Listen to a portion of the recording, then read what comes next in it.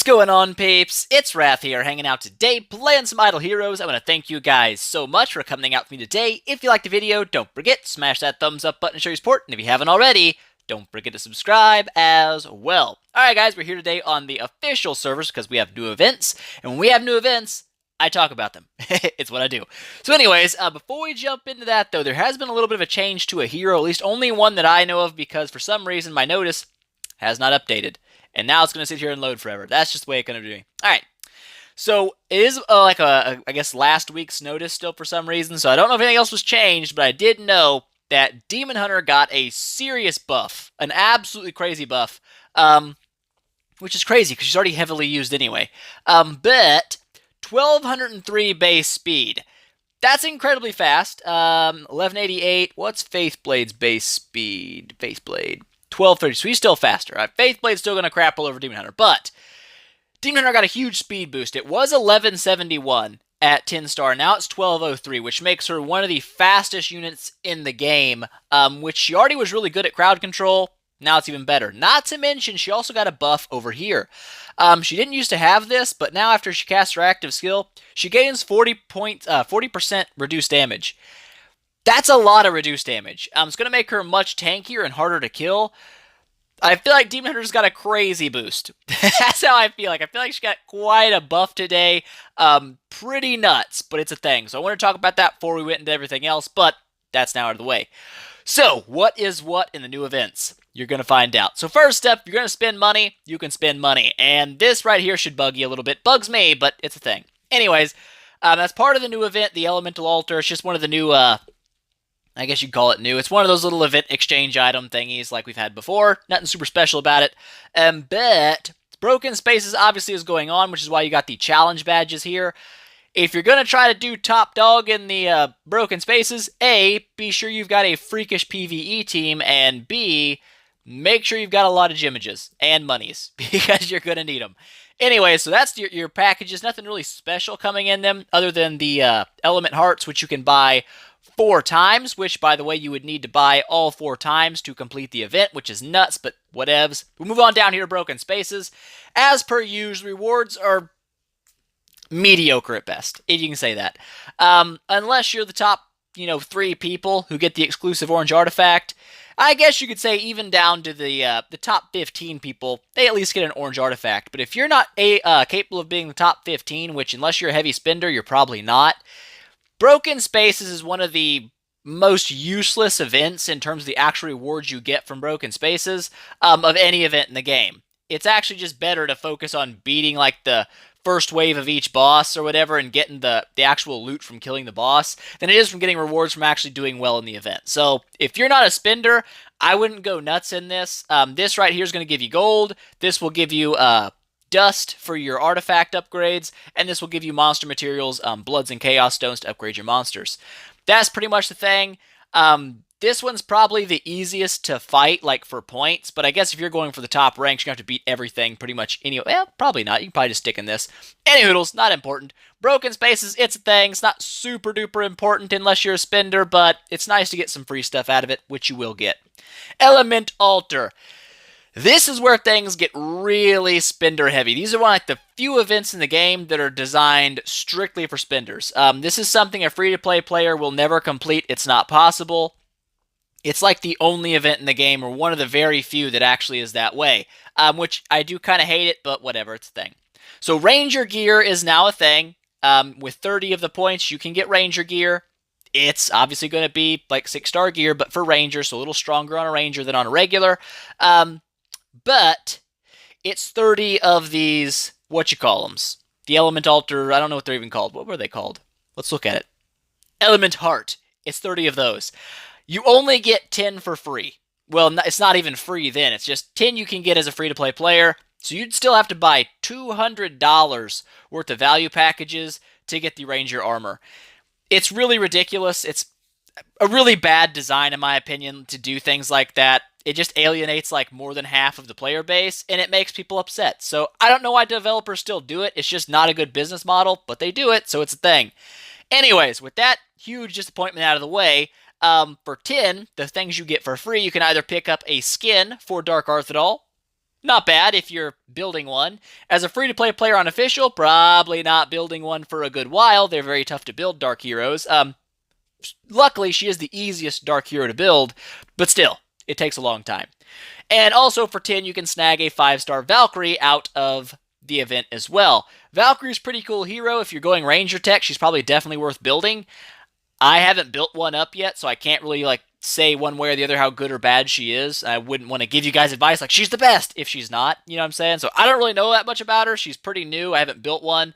But she seems pretty solid from what I hear. However, I would probably pick up the hero anyway with the free stuff because it's going to give you a hero in your bag for heroic miracles. Generally speaking, that's a better use of your element hearts than getting just a skin, unless you're just really dead set on getting the skin. Whatevs.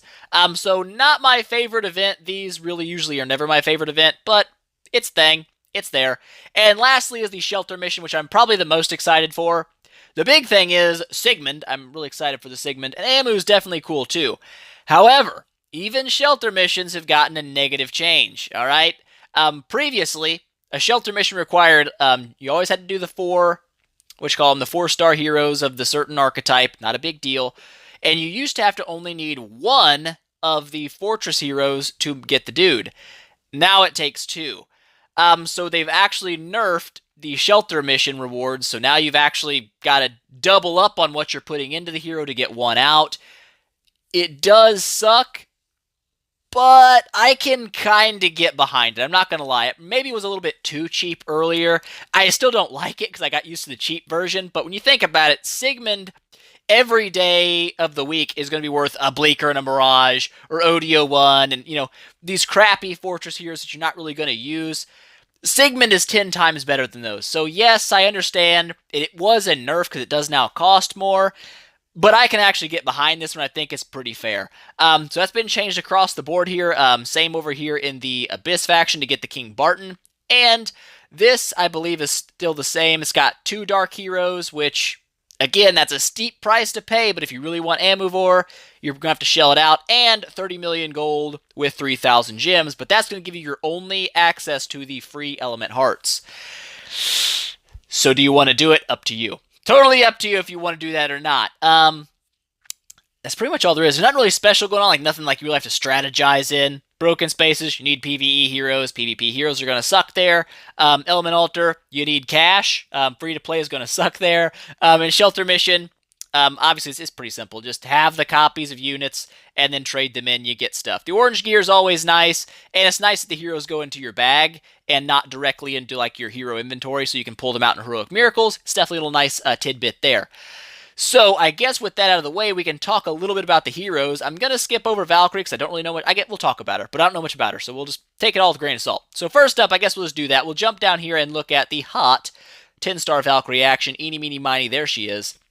Really high HP for a ranger. That's not bad, but the main thing Valkyrie does overall is she does damage over time based on her max health, which means... generally speaking, with Valkyrie, you want to scale her HP up as high as possible, because the higher HP she has, the more damage she does, which is interesting, because she's the only unit that does that. It's kind of cool. But anyways, I'm reading through the skills. Active skill is going to steal 12% of the enemy's attack, which is kind of cool. Hits 3 random enemies, but it's also going to burn the enemy with the highest health for 20% of Valkyrie's max HP per round for 2 rounds. So if you've got a Valkyrie with 1 million HP, that's going to be a 200,000 damage drop. You know what I'm saying? Wait. 2 million HP, that'd be 400,000. Math is hard. But yeah, so that's a pretty heavy damage over time drop. And of course, you can get her health even higher than that. So with that, first passive here, increase health, attack, and crit chance. Crit chance is always nice, so you can build her in a crit capacity if you want to. Generally speaking, I think she probably scales better with HP than crit, but I haven't built one, so one of those deals. Normal attack hits 3 enemies, which is kind of cool. Reduces their attack and burns them based on her max health. So even her basic attack has a pretty nasty dot put on it if you have her HP really high. Plus attack reduction is always nice. Definitely a nice thing to have there. When she's controlled, so when she gets stunned, petrified, frozen, etc., she's going to heal for 200% of her attack continuously for 3 rounds. That's always nice little self-heal there. But she's also going to deal a damage over time effect against 3 random enemies for 3 rounds. So when she gets crowd controlled, she actually does damage. It's kind of cool. Any hoodles. The next hero here on the list we got was Sigmund. Everyone knows about Sigmund by now. Counterattack unit, does a lot of damage. Everyone knows him. But anyways, definitely worth picking up. Probably one of the better PvE heroes in the game. He does a nice little burn on people, which is fantastic. Reduces their armor and block. The block's not really important, but reducing armor is definitely nice. That's what most people build Sigmund for, is he's going to strip the enemy's armor off, so generally your bosses, makes them take more damage for your entire team, plus he deals a lot of damage himself. Definitely a good hero to pick up. The passive here, he's going to reduce target's armor with his his basic attack as well. Again, even more armor stripping, which is great. He also does a burn on his basic attack too, but he's also going to increase his own damage to the burn target by 40%. So that's where he gets a lot of his damage from. He's going to burn them, and he's going to boost his own damage against them, plus he's taking their armor off. So really, really solid. This just boosts his armor, attack, and HP, and precision for reasons I don't know, because I don't think any boss has native block. I don't think so, but whatever, it's a thing. And then obviously the last skill here is his counterattack. Anytime he gets hit with someone that has lower armor than himself, he's going to counterattack them, dealing extra damage. So that's where he gets a lot of his attack from too, is the counterattacks. And since he strips enemies' armor off, he almost always has more armor than enemies attacking him. Plus he has the highest natural armor rating in the game. So generally speaking, he always counterattacks. It's kind of Sigmund's thing, unless he's stunned, etc. But anyways, Sigmund, fantastic unit, absolutely worth a build for PvE. And even on official, you can still run Sigmund in PvP for a pretty good chunk of the early and mid game. It's just late game where he really starts to fall off because people crowd control the crap out of him, he just gets dead. It's thing. But that's Sigmund. The other hero was King Barton in a viscerally type area. I've built King Barton to E3, but it was on a private server, so a little bit different than normal. However, he is an absolute beast in PvP. We'll start things off with his active skill. He does damage against backline enemies, which is not bad. He increases his own reduced damage by 35% and attack by 20%. So he's going to give himself a little bit stronger attack, but also boost his reduced damage, which is fantastic. Anytime someone can boost their reduced damage, it's great. Makes them stay alive longer. It's always good news. First passive here, basic attack targets 4 random enemies, dealing 125% of his attack as damage, and has a 25% chance to stun the targets for 2 rounds. That's really good. Basic attacks that can crowd control are always powerful, and this basic attack hits 4 people, so it's really powerful. It can be incredibly annoying. I would say probably more on the official server than on private, etc., because on private, people have, light and dark teams and stuff. They already have a little bit of crowd control immunity built in, so he loses a little bit of value there, but on official servers, for sure, this guy's a beast in PvP, does a lot of damage, and has a basic attack stun, which counters things like Demon Hunter, who has the silence. So if he's silenced, he still has a chance to stun. It's actually pretty solid. Second passive here, this is just kind of his normal run-of-the-mill passives, HP, attack, but he also has a natural 35% control immunity, which is actually really nice. It means he doesn't get stunned, frozen, and stuff as often, which is great, but he also does 100% of his attack as damage on stunned foes, an extra 100% attack as damage on stunned foes. So he has an extra damage boost versus stunned people, and he stuns people, so that pairs pretty well. The last passive, though, is really where a lot of his damage comes from, and that's anytime he gets hit. He has a 100% chance to deal 125% of attack as damage against all enemies. So he's going to hit the entire enemy team every time he's hit. So obviously King Barton generally goes in your 1 slot. He gets hit a lot. He casts out a lot of damage on the enemy. Plus he can stun them and do extra damage to stunned enemies. So really, really solid PvP unit. Really, really sucky PvE unit. He does not do much damage versus bosses. He works pretty well in the Tower of Oblivion stuff, of course, but like versus bosses, KB is not your go-to. Alright, he's mainly a PvP hero, and he is pretty good at it. So, definitely a solid dude to pick up if you're wanting to build into a PvP team. He's not a bad unit at all. I've built him, and I liked him. He's actually pretty solid. So anyways, the last one on the list was Amuvor. That's right. Amuvor. There he be. Amuvor, awesome looking dude, by the way. Looks really freaking cool. But his active skill, actually really heavy damage drop anyway. 300% of his attack is damage. That's not bad. It goes against 2 random enemies. If the target's a priest, deals an extra 180% attack as damage. If the target's HP is higher, it deals 20% of the target's total HP. It doesn't actually do that versus bosses. It's capped. But it also gains 40% crit for 3 rounds, which is a lot of crit chance to gain. That's huge. So anyways, The extra damage versus total HP is capped for bosses. Otherwise, that would be so overpowered. If you could drop like, 200 million damage in a single skill drop, obviously that's broken as balls. So they nerfed it down. I can't remember what the actual numbers was. It was nerfed to like it's so much percent of his attack or something. I can't remember.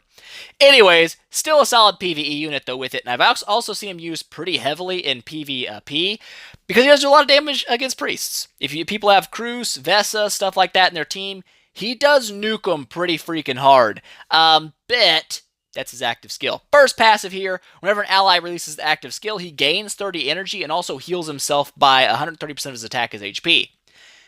That's pretty solid. It means he can chain skills pretty well. He can drop a skill and then everybody that goes, because he is pretty fast. 1232 is a very high speed.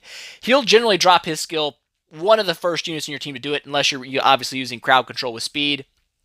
Anyways, anyone that goes after him casting a skill is going to refill his energy bar, which means he's more likely to get 2 skills in a row or something, and that's really nice. He does drop a lot more skill drops than most units will, and his skill does a lot of damage, so pretty solid there. This is just your run-of-the-mill kind of passive, HP, speed, attack, but he's also immune to silence, so he does counter Demon Hunter pretty well there. Can't be silenced, but that's really all he counters with his immunity to silence. Pretty much. Last thing here, basic attack attacks a backline enemy, dealing 130% of his attack as damage, but also reduces their energy by 50. That's actually not bad, being as fast as he is. Draining energy is always annoying when you're fighting someone that does that, because it can take you from going from dropping a skill to now you're just doing a basic attack, and that can really suck. So definitely solid. I didn't really test him super heavily in PvP because I'm not really a crazy PvP guy. It's not my thing. I enjoy PvE more. In PvE, he does very solid. 100 plus mil damage, easily no problem at 13 star. Very good PvE unit. Like I said, he does work in PvP pretty well also. So, really good unit. Plus, being a dark unit in the shelter mission, getting him out and putting him in your bag, never a bad deal anyway. But, that is pretty much everything, right? That's all the heroes we got going in here. Eeny, meeny, miny. Valkyrie talked about her, Sigmund, Barton, and Amu. That's all the heroes.